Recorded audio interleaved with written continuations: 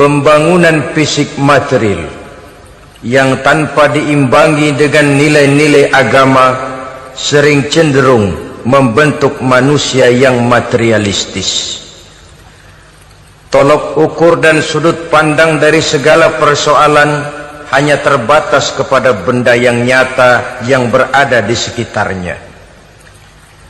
Akibatnya muncullah pola hidup konsumer yang tujuannya tidak lain adalah prestise, harga diri, kebanggaan, dan kemegahan.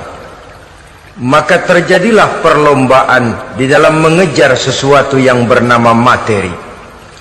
Mereka menyangka bahwa itu semua dapat mengekalkan kebahagiaan, dapat menunjang kehidupan yang langgeng. Ada yang berlomba-lomba mengejar-ngejar harta. Seluruh waktu dalam hidupnya habis untuk mengejar harta.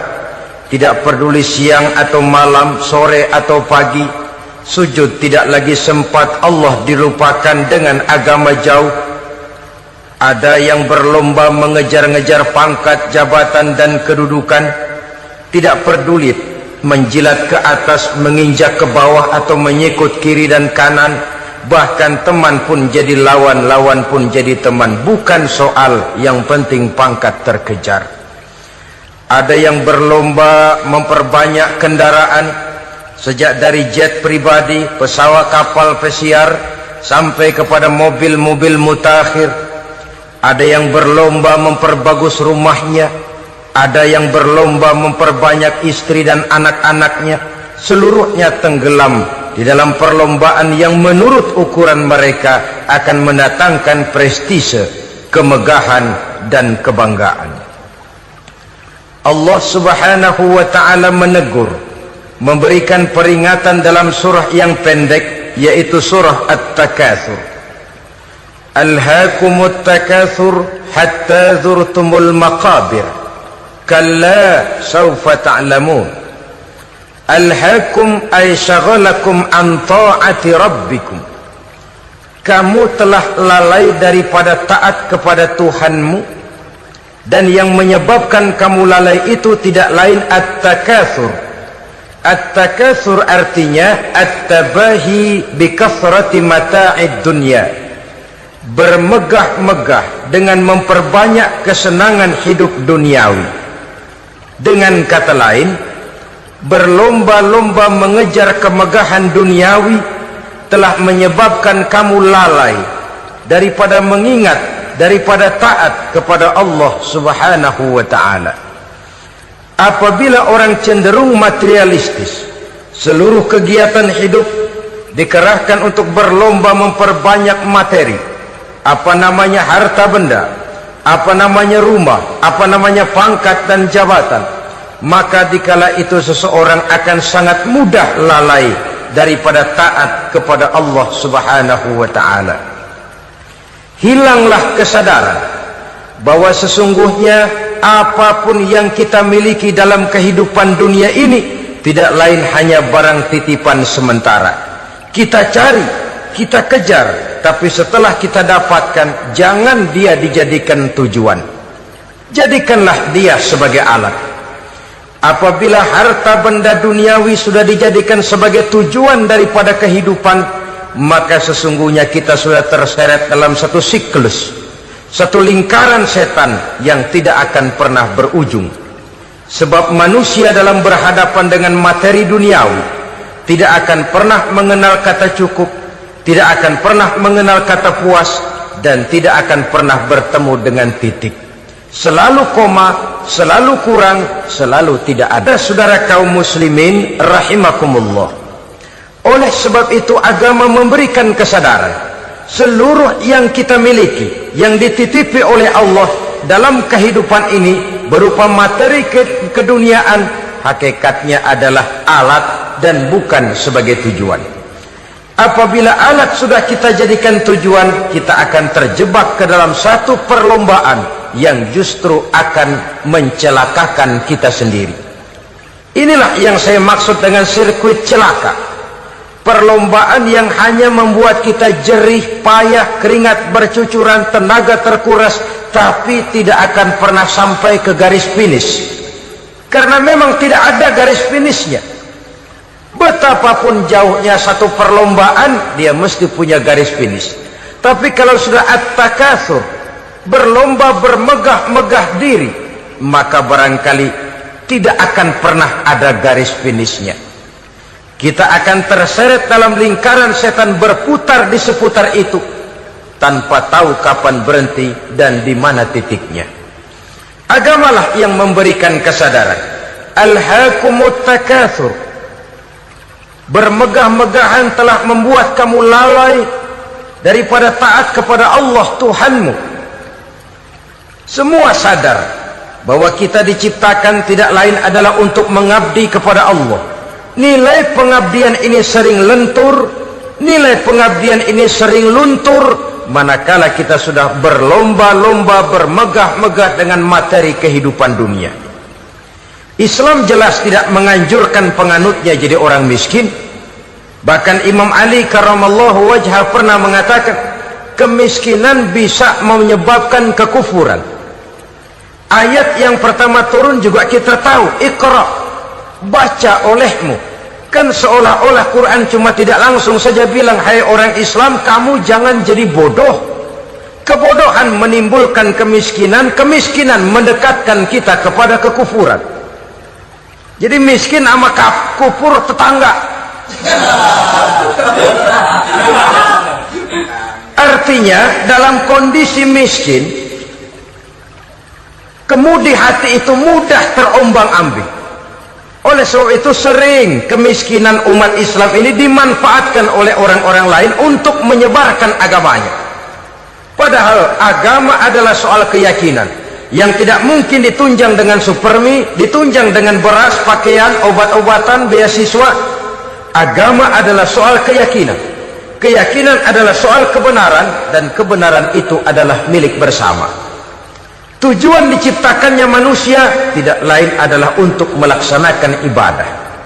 Kalau orang tenggelam dalam perlombaan memperbanyak harta, mempertinggi kedudukan, memperindah segala macam yang sifatnya duniawi, biasanya itu akan membuat dia lalai dari taatnya kepada Allah Azza wa Jalla. Kadang bukan hanya lalai daripada taat, juga sering terjebak kepada maksiat.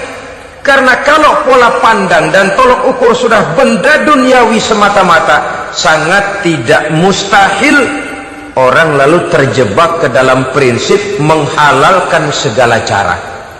Asal sudah tujuan tercapai, cara apapun halal. Akhirat nomor 18. Nah, bukankah memang barangkali kita sejak kecil sudah dilatih untuk materialistis? Umpamanya kita hanya sering dilatih untuk takut kepada yang konkret-konkret saja, takut kepada yang nyata-nyata saja. Seorang ibu kalau menakuti anaknya, aduh nak, kenapa ini kau kerjakan? Kalau bapakmu tahu, waduh, habis kamu. Ya, kita lihat, kalau bapakmu tahu, kalau polisi tahu, kalau hansip tahu, kalau satpam tahu. Tapi jarang seorang ibu menanamkan kepada anak, nak, kenapa ini yang kau lakukan, nak? Bukankah kau tahu Allah lihat, Allah tahu, Allah dengar, Allah, nak? Diajarkan takut kepada yang gaib. Karena kalau takut dia kepada polisi, dia pasti bisa cari tempat lain dong yang polisi kagak lihat. Kalau takut dia kepada satpam, minggir dong ke tempat yang kira-kira satpam nggak lihat. Tapi kalau sudah takut itu terpulang kepada Allah, kepada yang gaib, tidak sejengkal tanah pun yang terhalang dari pengetahuan Allah. Tapi itulah salahnya kita. Sejak kecil anak-anak sudah kita latih untuk takut hanya kepada yang konkret-konkret saja. Akibatnya sampai dia besar melembaga dalam kehidupannya. Dia nyolong, kata temannya, kamu nyolong ya? Iya. Kok nyolong sih? Emang? Kenapa nyolong? Biarin.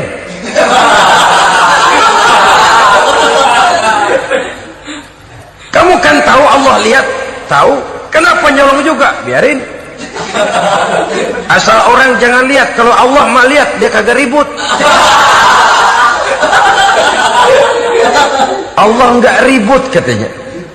Nah, ini kan satu refleksi yang timbul daripada kenyataan. Jikalau orang hanya dijejali rasa takut kepada yang konkret-konkret saja, kepada yang zahir-zahir saja, yang akan tumbuh lalu mental kucing, sopan, tenang, kalem, ayem, nggelenggem.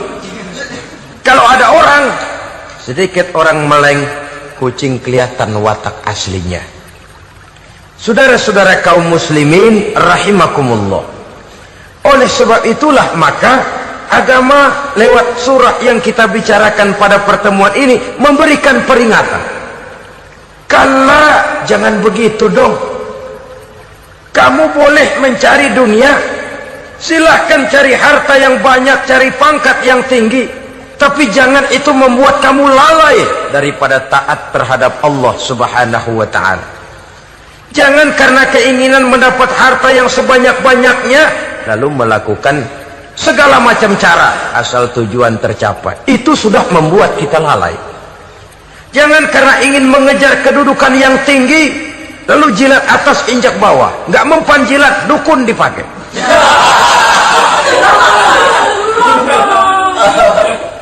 Itu kan sudah membuat kita lalai. Nanti kalau berhasil, wah dukun kita paten. Tapi kalau gagal, dukun sialan, gagal mandi. Hilanglah Allah dalam kehidupan kita. Makin materialis, dan perlombaan ini membawa kita kepada kecelakaan.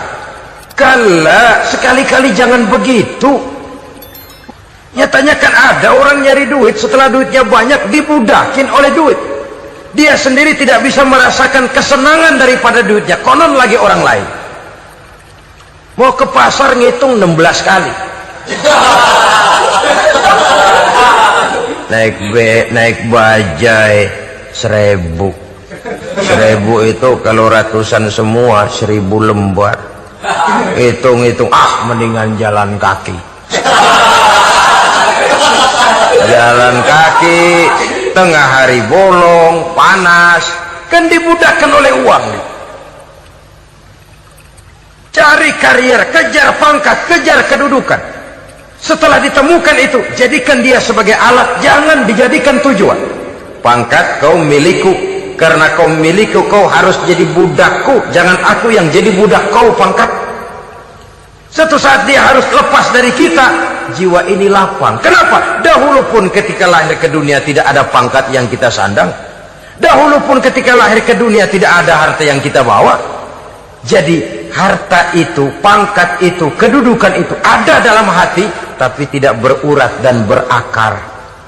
Kalau dia berurat dan berakar dalam hati, berat misah sama harta itu. Berat. Sekedar ngasih fakir miskin cepet juga berhitungnya 17 lembar.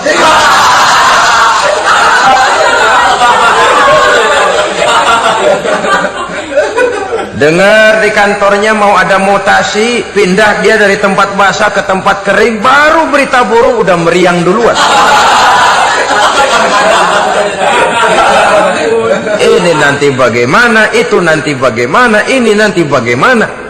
Kan tidak jarang orang yang kena apa istilah kerennya zaman sekarang itu post power syndrome. Post power syndrome ini pernah dianalisa oleh Nabi. Kata beliau, irhamu salasatan minan nas, sayangilah 3 macam manusia. Siapa mereka? Pertama, azizan zallat, orang terhormat yang jatuh hina. Ini yang sering terkena post power syndrome. Biasa kemana-mana dikawal, dihormati, datang ke tempat ini protokol siap, ini serba diatur, semua serba beres. Begitu jabatan selesai atau pensiun, habis orang gak indah-indah. Dia lihat orang diemin aja, orang diemin dan orang tonton. Ini kalau nggak kuat mentalnya, itu kena post power syndrome. Akibatnya ya bisa jantungan, bisa lever, bisa darah tinggi. Ya penyakit-penyakit yang zaman dulu kita nggak kenal. Ini kan makin banyak dokter, makin maju ilmu kedokteran, makin aneh penyakit. Saudara hadirin yang saya hormati, post power syndrome. Kena apa yang dinamakan frozen emotional attitude, tidak kuat menghadapi kenyataan. Azizan zalla, orang terhormat yang jatuh hina, itu sangat perlu dikasihani. Yang kedua, ghaniyan qad iftaqara, orang kaya jatuh miskin. Ini juga sama, biasa hidup apa ada, serba ada, lalu harus hidup apa adanya. Ini kalau kurang kuat benar-benar memble ini.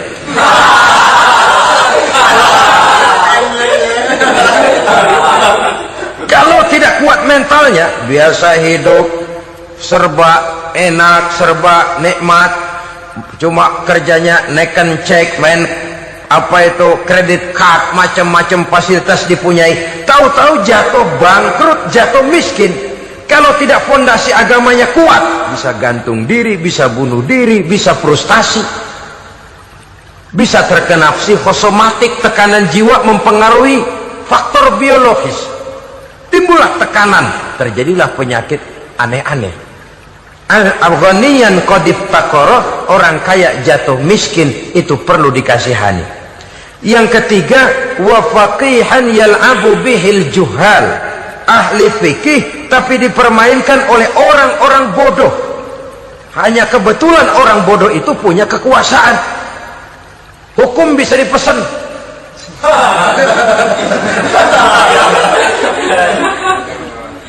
Aturannya haram, Ustaz, ada haram dikit aja dah.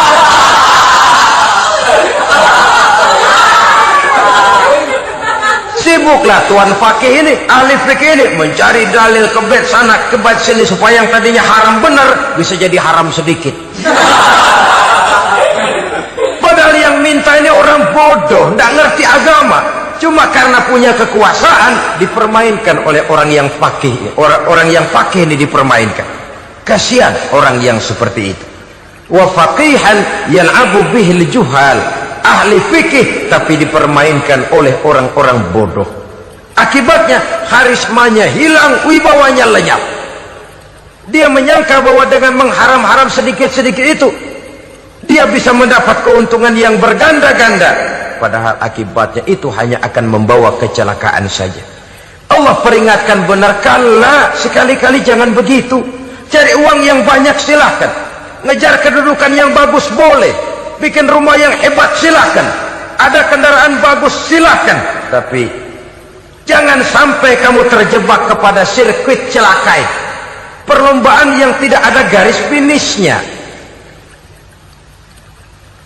Sering dicontohkan orang menghayal, melamun, kamu kenapa nggak mau ibadah? Lah bagaimana mau sembahyang, saya di Jakarta masih ngontrak.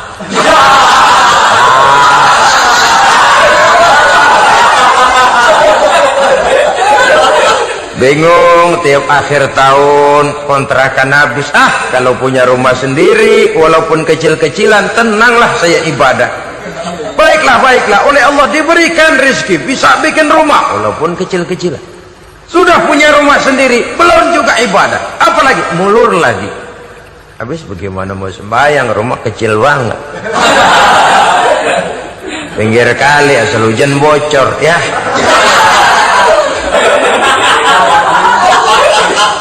Kalau bisa punya rumah permanen, rajin dah ibadah dah.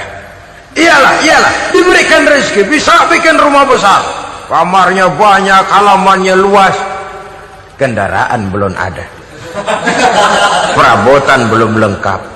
Sudah ada kendaraan, belum kayak orang-orang. Sudah kayak orang-orang, masih sama dong, kudu di atas. Kapanlah selesainya? Kala, sekali-kali jangan begitu.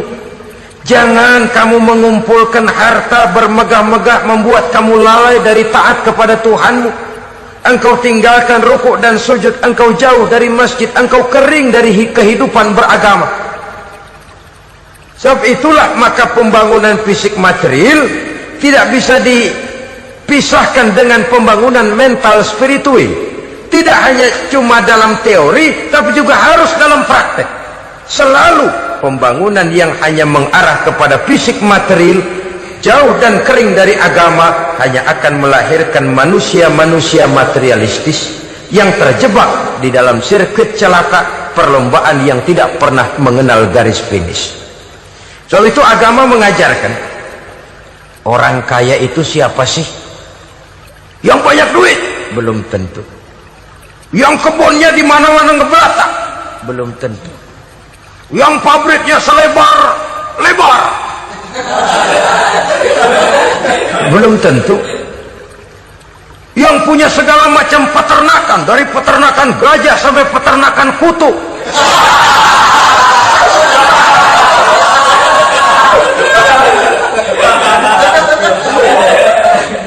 Belum tentu.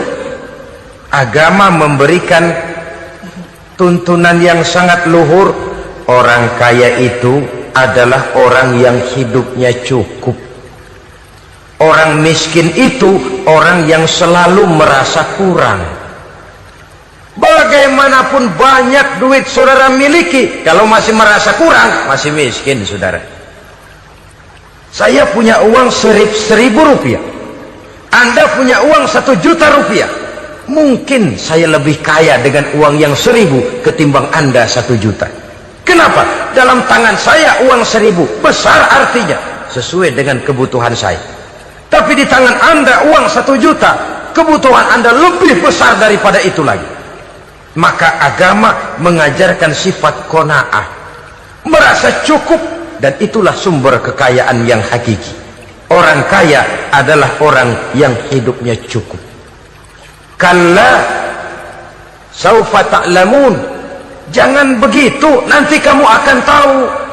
Summa kalla saufa ta'lamun, jangan sekali-kali begitu, suatu saat kamu pasti akan tahu. Kalla law ta'lamuna ilmal yaqin thumma latarawunnaha 'ainal yaqin thumma latus'alunna yawma idzin 'anil na'im. Nah, kapan perlombaan ini akan menyadarkan orang biasanya? Hatta zurtumul maqabir, sampai kamu dekat ke liang kubur. Itu biasanya kalau istilah orang sekarang baru ngeh. Asal sudah napas sampai tenggorokan disambung dengan selang, sudah Senin Kemis dibantu dengan alat picu jantung, gerak gerak gerak gerak, sudah kayak orang mau gergaji kayu. Dikala itu barulah sadar orang biasanya. Dan kesadaran semacam itu kesadaran yang terlambat, kesadaran ala Fir'aun. Fir'aun selagi hidup diajak beriman dan nehi aja.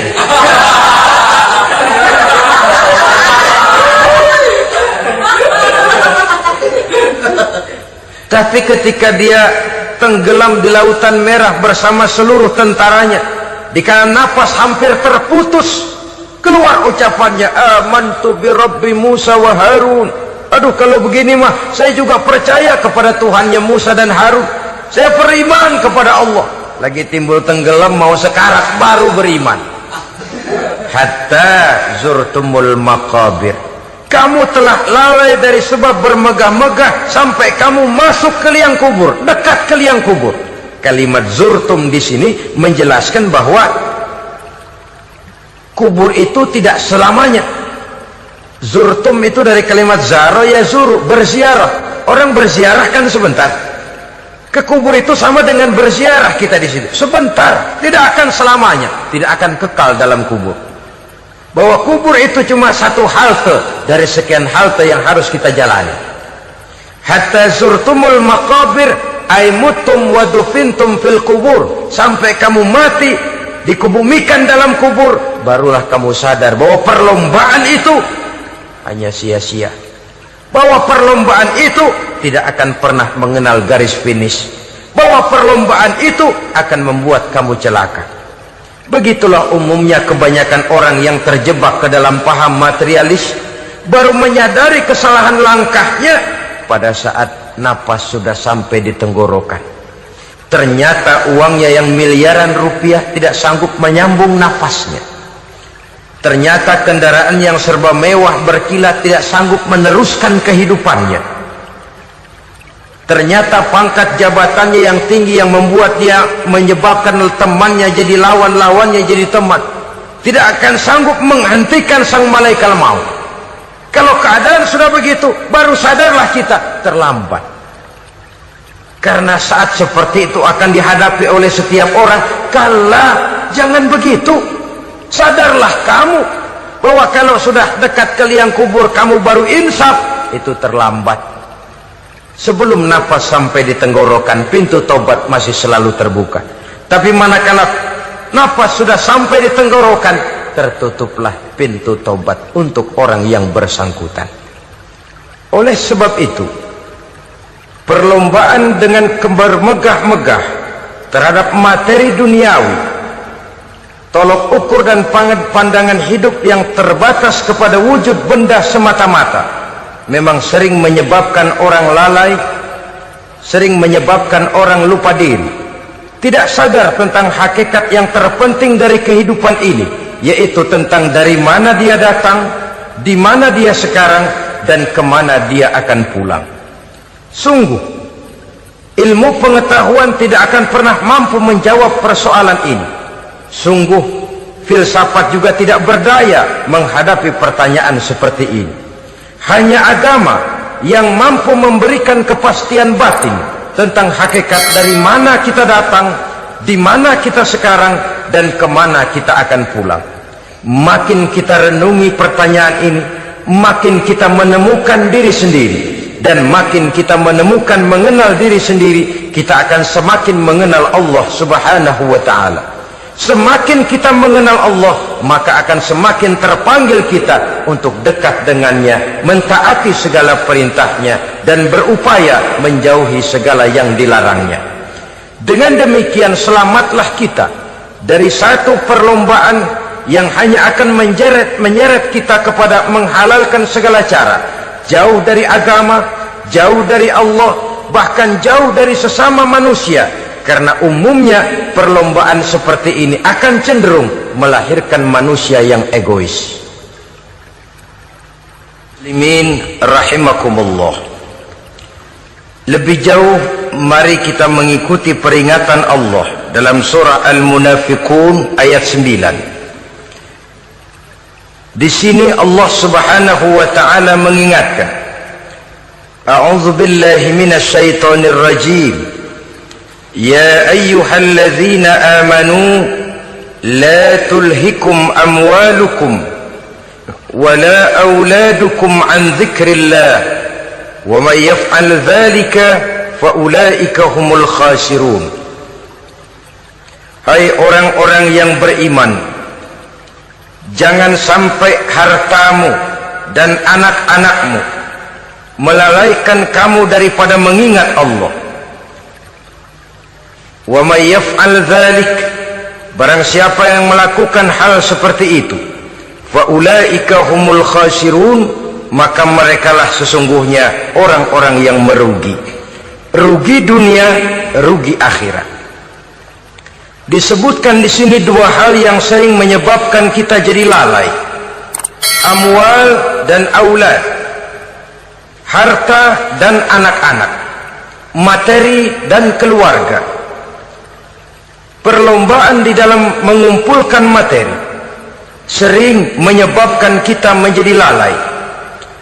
Begitu juga amanah berupa anak ini sering kita lalaikan, atau sering membuat juga kita menjadi lalai. Kita lalaikan dalam arti bahwa keduanya, baik harta baik anak, merupakan amanah dari Allah. Setiap orang tua akan dimintakan pertanggungan jawab. Apabila kita lalaikan amanah ini, maka resikonya akan kembali juga kepada kita.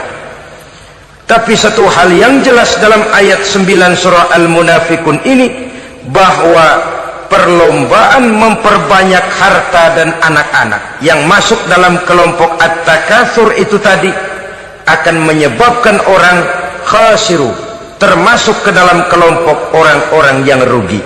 Perlombaan yang hanya akan membawa kerugian semata-mata.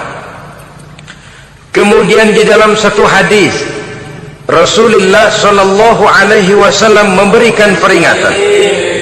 Beliau bersabda, "Iza azzamat ummati dinaran wa dirhaman, nuzi'at minha haibatul Islam, wa iza tasabat ummati saqatat min ainillah, wa iza turikatil amru bil ma'rufi wan nahyu 'anil munkari hurimat 'alaihim barakatul wahyi.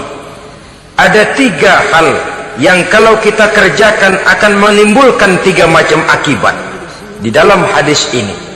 Pertama, iza azamat ummati dinaron wa dirhaman, apabila umatku sudah mengagung-agungkan dinar dan dirham. Artinya kalau umatku sudah jatuh menjadi umat yang materialistis, segalanya diukur dari dinar dan dirham. Dinar dan dirham ini kalau bahasa Inggrisnya dokat.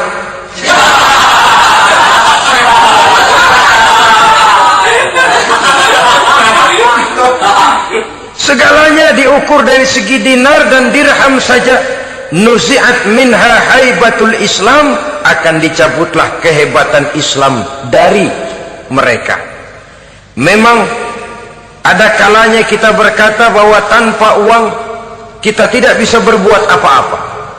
Tapi kalau itu dijadikan landasan dari segala sesuatu, itu yang dijadikan ukuran, itu yang dijadikan tujuan, kita hakikatnya sudah gagal sebelum melangkah.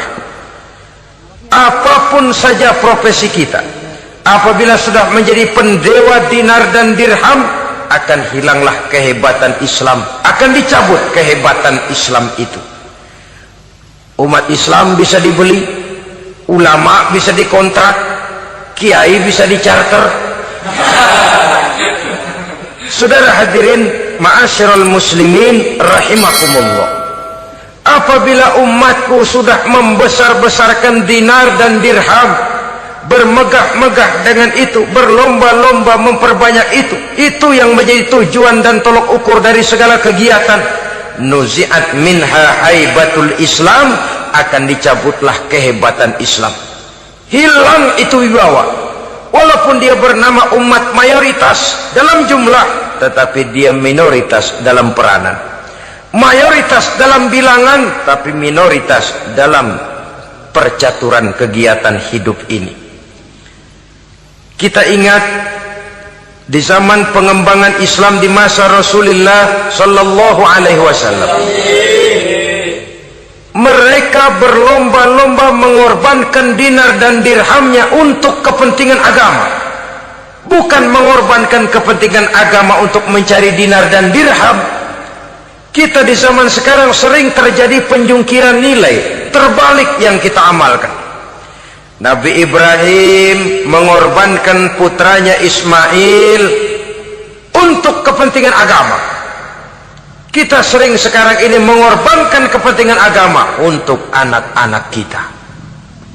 Dulu anaknya yang dikorbankan buat agama, sekarang agamanya dikorbankan buat anak.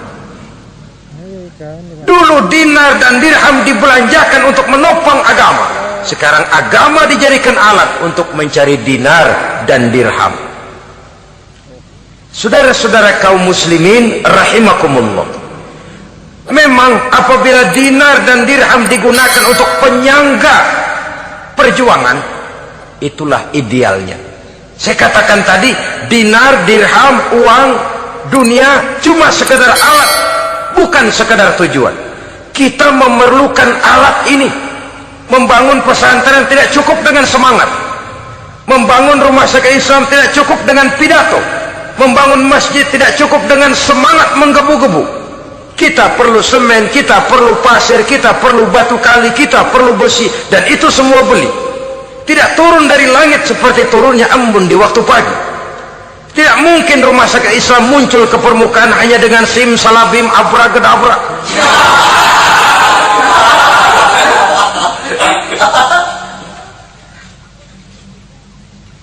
Oleh sebab itu, saya bersyukur kecenderungan belakangan ini pengajian-pengajian akbar di berbagai tempat tidak hanya sebagai ajang untuk menanamkan akidah, membina ukhuwah, tapi juga menjadi sarana di mana kita mengumpulkan dana, menghimpun potensi umat, menginventarisir potensi untuk kepentingan pengembangan daripada agama.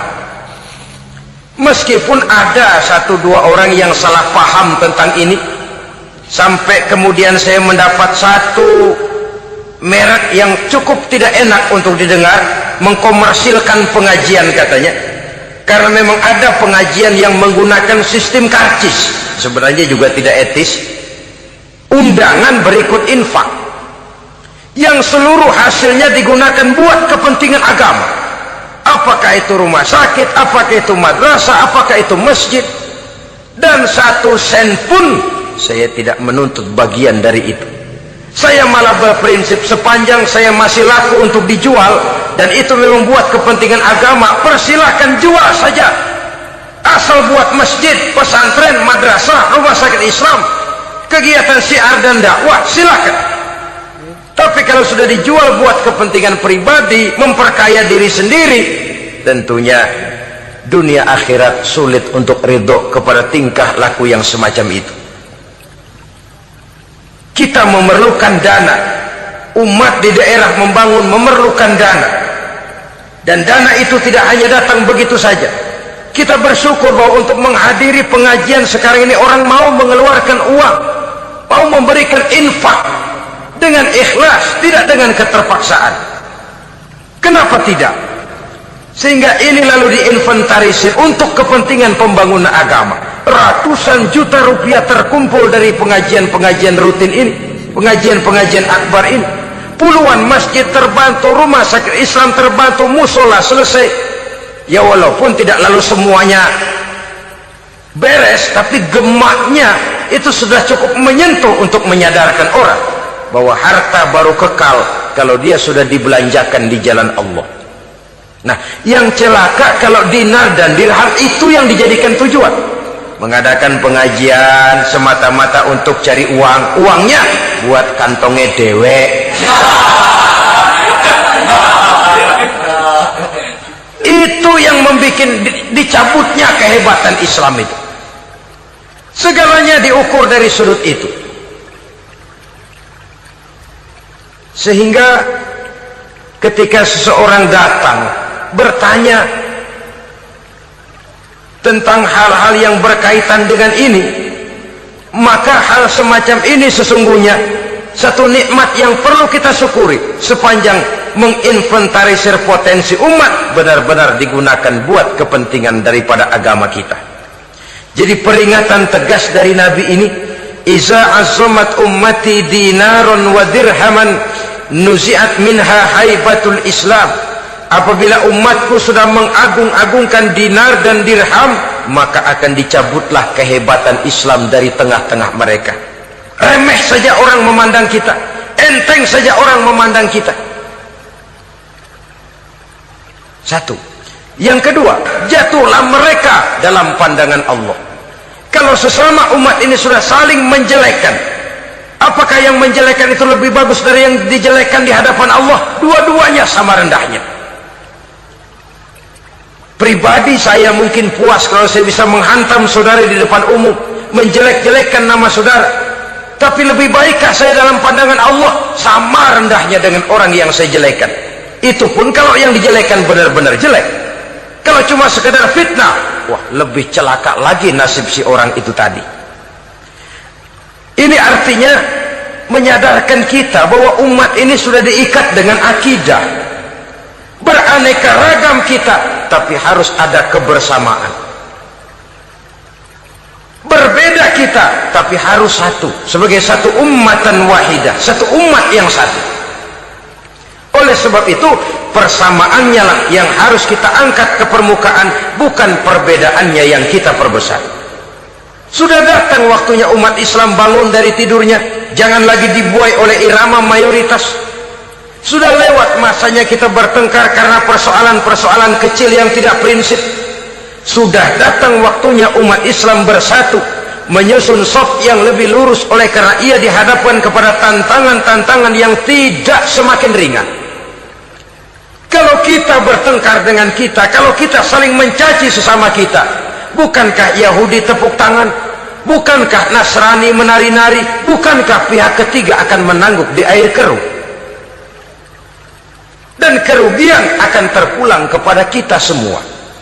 Tapi inilah realita, bahwa yang kita hadapi ini sesungguhnya musuh kita di luar kita, bukan di dalam kita. Apakah itu kemiskinan, kebodohan, maksiat, munkarat, ketidakadilan, kezaliman, kesewenang-wenangan, dan lain sebagainya. Yang musuh jadikan musuh, yang teman mari kita rangkul. Jangan terbalik, teman dimusuhi, musuh malah dirangkul. Maka berpesta poralah musuh-musuh Islam ini. Saudara-saudara kaum muslimin rahimakumullah, Nabi memperingatkan dengan tegas, wa iza tasabat ummati saqatat min ainillah. Jikalau umatku sudah saling mencaci maki, sudah saling berbantah-bantahan, jatuhlah mereka dalam pandangan Allah. Satu ayat menjelaskan jangan sebagian kamu meremehkan, yaskhar, mengecilkan, menganggap enteng orang lain. Boleh jadi yang dihina, diremehkan, dianggap enteng itu nilainya lebih bagus daripada yang menganggap enteng. Hakikat segala sesuatu itu cuma kembali kepada Allah. Di sanalah penilaian finalnya. Manusia hanya melihat yang zahir. Makin banyak harapan hidup ini kita gantungkan kepada manusia, makin banyak kita harus bersiap untuk kecewa. Saudara-saudara kaum muslimin rahimakumullah. Kemudian yang ketiga peringatan dari baginda Nabi, wa iza turikatil amru bil ma'rufi wan nahyu 'anil munkari hurimat 'alaihim barakatul wahyi. Apabila amar ma'ruf dan nahi munkar telah ditinggalkan, maka akan hilanglah keberkahan wahyu, akan hilanglah keberkahan Quran, akan sirnalah keberkahan agama. Amar ma'ruf dan nahi munkar ditinggalkan, artinya di tengah masyarakat sudah tidak ada lagi yang menyerukan ini baik, ini tidak baik, ini halal, itu haram. Mari kita sholat, mari makmurkan taklim, santuni yatim piatu, makmurkan masjid. Seruan ke arah itu tidak lagi terdengar. Sementara tinggalkan judi, tinggalkan minuman keras, jauhi zina, seruan semacam itu pun tidak lagi terdengar. Maka hilanglah keberkahan wahyu itu. Karena amar ma'ruf dan nahi munkar merupakan bagian daripada ajaran agama kita. Menjadi sponsor dari segala macam kebajikan dan menjadi penghalang daripada segala macam kemunkaran sesuai dengan batas kemampuan yang kita miliki masing-masing. Nah, saya kembali kepada persoalan pokok di awal pembicaraan tadi. Bagaimana jalan keluarnya? Jalan keluarnya tidak lain adalah upaya. Bagaimana kegiatan yang sifatnya fisik material ini diimbangi dengan kegiatan yang bersifat mental spiritual. Upaya menghidupkan majelis-majelis taklim, upaya memakmurkan masjid-masjid sebagai laboratorium rohani untuk mewujudkan keseimbangan dalam pola pikir yang akan berlanjut dalam gerak hidup yang kemudian akan tertuang dalam segala perbuatan manusia. Apabila sudah terwujud kepincangan dalam pola pikir, akan pincanglah caranya bertindak dan berbuat, akan pincanglah pandangan hidupnya, akan pincanglah orientasinya di dalam kehidupan ini. Oleh karena itu, Islam dalam berbagai aspek kehidupan mengajarkan sistem keseimbangan. Mencari harta boleh, tapi tidak boleh keluar dalam kerangka fastabiqul khairat. Berlomba-lomba silahkan, tapi untuk kebaikan, bukan untuk bermegah-megah, bukan untuk menumbuhkan gengsi, bukan untuk meninggikan prestise dan harga diri, tapi fastabiqul khairat, berlomba-lomba di dalam mengejar kebajikan, di dalam menyebarkan kebaikan. Bukan sekedar berlomba-lomba, tapi tolong menolong, bantu membantu. Ta'awanu 'alal birri wat taqwa wala ta'awanu 'alal ismi wal udwan. Bertolong-tolonganlah kamu di dalam kebaikan dan takwa, jangan bertolong-tolongan di dalam perbuatan dosa dan permusuhan. Kerjasama di dalam kebaikan, kerjasama di dalam ketakwaan. Ada satu contoh yang menarik bahwa umat Islam di dalam ia menjalin kebersamaan itu harus seperti orang main sepak bola. Saudara lihat, orang main sepak bola, kalau pertandingan belum dimulai, silahkan kumpul di luar lapangan, atur strategi yang baik. Tapi kalau pertandingan sudah dimulai, turun ke lapangan hijau, jangan kumpul terus. Masa ada sepak bola gotong royong, groyok ke sana, groyok ke sini, ya kalah terus. Harus ada yang jadi penyerang tengah, kan begitu toh sepak bola. Harus ada yang jadi kiri luar, kanan dalam, striker, back, penjaga gawang. Yang penting kerjasama, teamwork, lalu mampu menciptakan operan-operan. Yang jadi back jangan ngiri sama yang jadi penyerang tengah. Jangan hasut, sebab bagaimanapun juga andai kata si penyerang tengah berhasil menjaringkan bola ke gawang lawan, kan kemenangan bukan kemenangan satu orang, kemenangan satu kesebelasan, kemenangan satu tim. Ini yang sering terjadi, back ngiri sama penjaga gawang, lalu penjaga gawang ngiri sama penyerang tengah, penyerang tengah ngiri sama kiri luar. Ya kapan mau menggolkan ke gawang lawan? Kita ini satu kesebelasan, posisi boleh berbeda. Umat Islam itu harus ada yang jadi camat, lurah, bupati, gubernur, menteri, jadi jenderal, jadi konglomerat, jadi pengusaha, jadi teknokrat. Yang penting kerjasama, teamwork, mampu menciptakan operan-operan yang akurat. Diego Armando Maradona, enggak pakai dia, enggak. Itu katanya maha bintang, gagah, hebat, bintang lapangan hijau. Kapan Maradona hebat? Kalau ditunjang oleh 10 temannya yang lain, merupakan satu kesebelasan. Bagaimanapun hebatnya Diego Armando Maradona, kalau dia sendirian lawan satu kesebelasan, remek.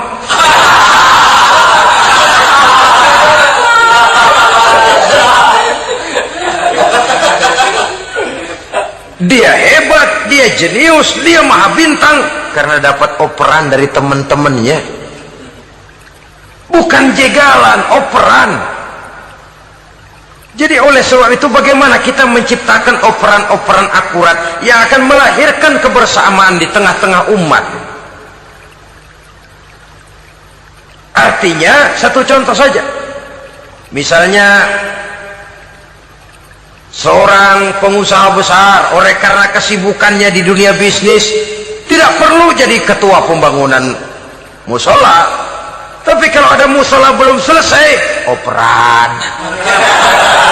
Operannya itu yang penting. Apa yang dioper itu? Semen, apa batu kali, apa besi, yang penting operan.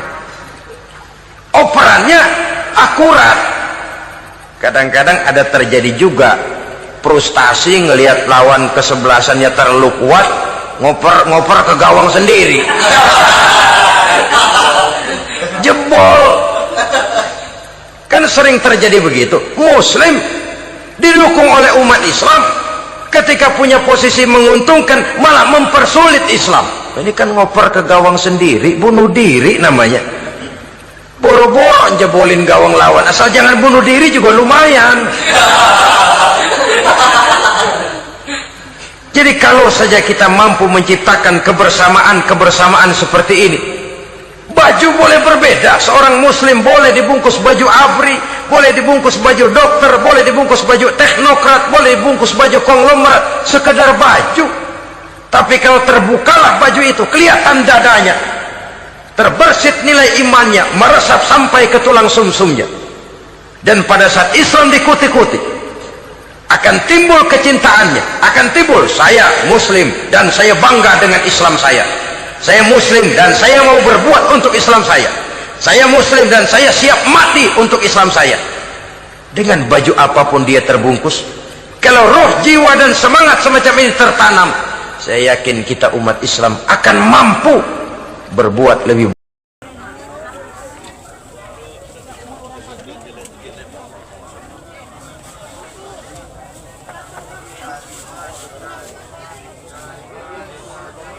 Nah ini bisa 15 bisa.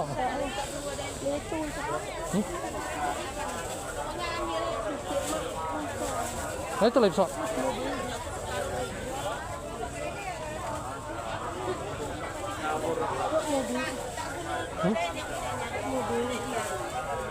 Waduh.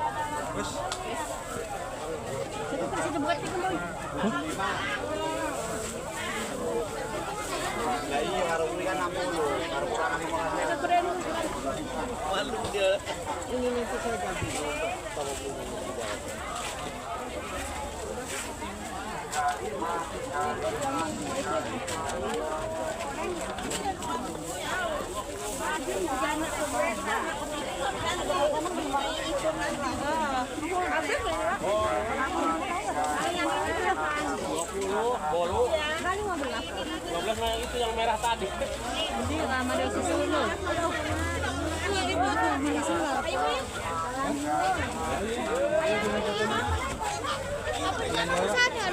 Cukup, hati oh.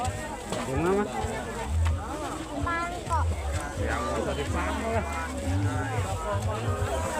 Sisi tembok.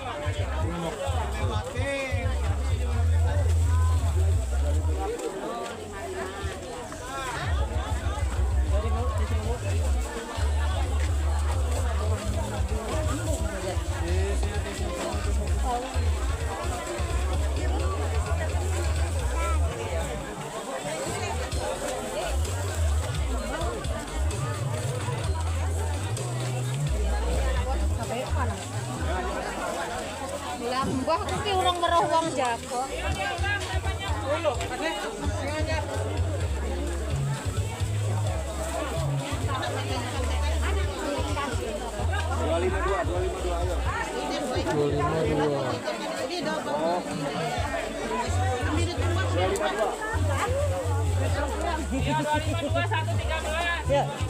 Tik belah sini, Pak.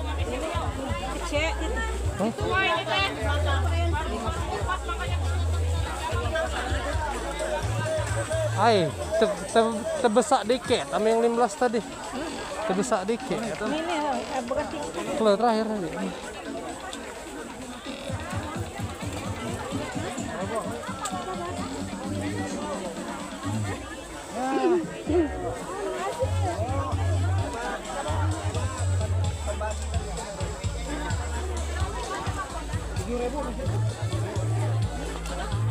Oh itu mah 15.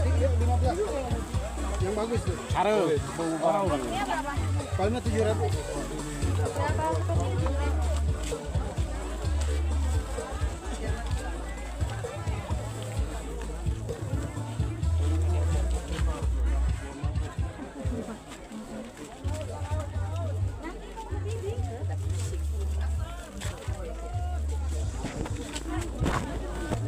Tiga lima.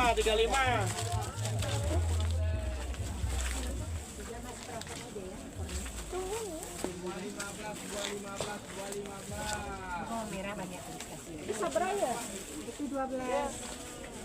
215 isunya 215. 215. Mau warna itu, tapi yang pendek, yang lengan pendek. Yang ini yang lengan pendek. Masya Yang Allah. pendek, yang pendek.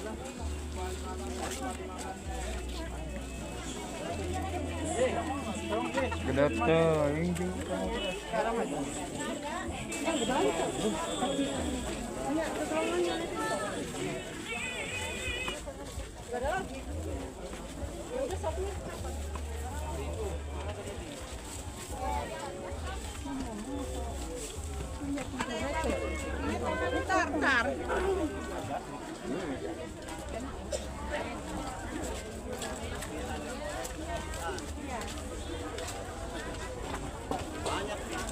Di Pajar ada?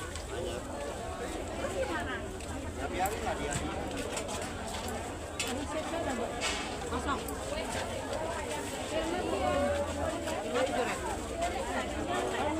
Ini apa? 4.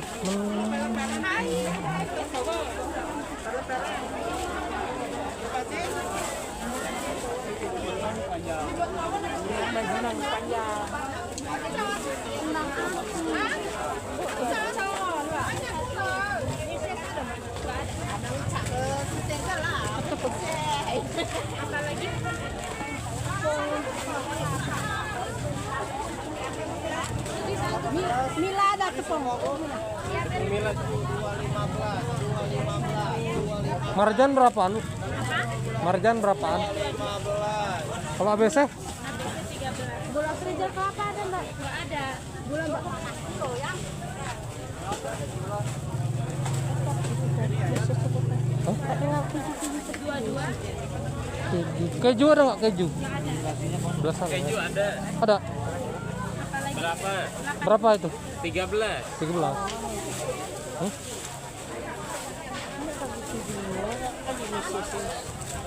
Oh, Dek, ini. Taburan. Berapa yang gede? Ini yang 18. Ini yang 15. Ada yang 10, ada yang 5.000. Abang barakat ada nggak? Barakat kosong. Habis lebaran aja. Libur. Nggak usah pakai. Sirup ABC ada yang rasa melon nggak, Bang? Nggak ada. Apa? Kingkongnya ketinggalan di gunung kemarin. Turun. Mungkin ada catatan tadi. Ada semua. Mumpung dong di sini. Vanili ada. Kecap. SP tadi. Jangan. Ini SP. Coklat tadi. Coklat ada mbak? Coklat. Coklat yang bubuk. Ada. Mesis. Bisa sudah ada. Berapa? Susu coklat. Berapa? 5.002. Susu coklat 3 bungkus. Susu coklat ada yang isi? Ada. Kurang sih kok. Satu lagi. Satu lagi banyak. Segini satu loyang kalau buat bikin bolu. Ada kecap ABC. Ada refill. Enggak ada refill adanya. SP kotak. SP. SP ada. Lagi. Sikat gigi. SP, Mang. Iya, Dik. 16. Vanili, mentega. Mentega deh. Mentega. Mentega. Filma berapa? Filma 7.320. Ah, itu ada. Tiga. Di bawah. Ah, si etama. Kan rek eta daging. Tan lain 5.000 tiga, Om. Filma lagi. Ah, su atuh. Tiga. Ya. 3. SP. Satu kotak. Buat gaya awal dari. Dari kosong. Terus karosong. Malam. Barangan. Terus nararuti. Ini.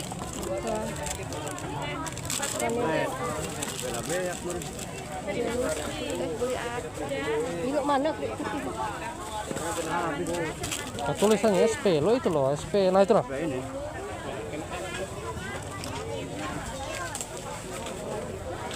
SP gendum. Keren. Gendum 2 kilo. 2. Gendum Mila yang bagus itu. yang biasa. 12. Kalau biasa kan 10 ribuan. Biasa deh ngaku kan. Enggak murah. Hah? Gila. Telur. Mie sudah. Bisa sudah ada. Gede. Gendum. Sulit dia dengan lagi. Kalau minyak bukan?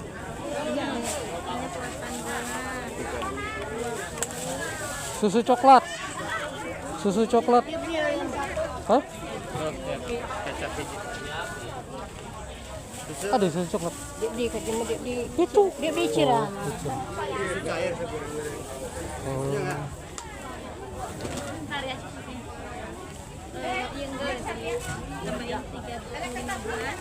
Nggak ada. Ada minyaknya aja. Udah ya? Ini. Modal 15, gula 18. Apa lagi? Susu bukan? Udah. Udah. Vanili udah. Tadi. Iya. 3.000-nya apa? Sampai ya?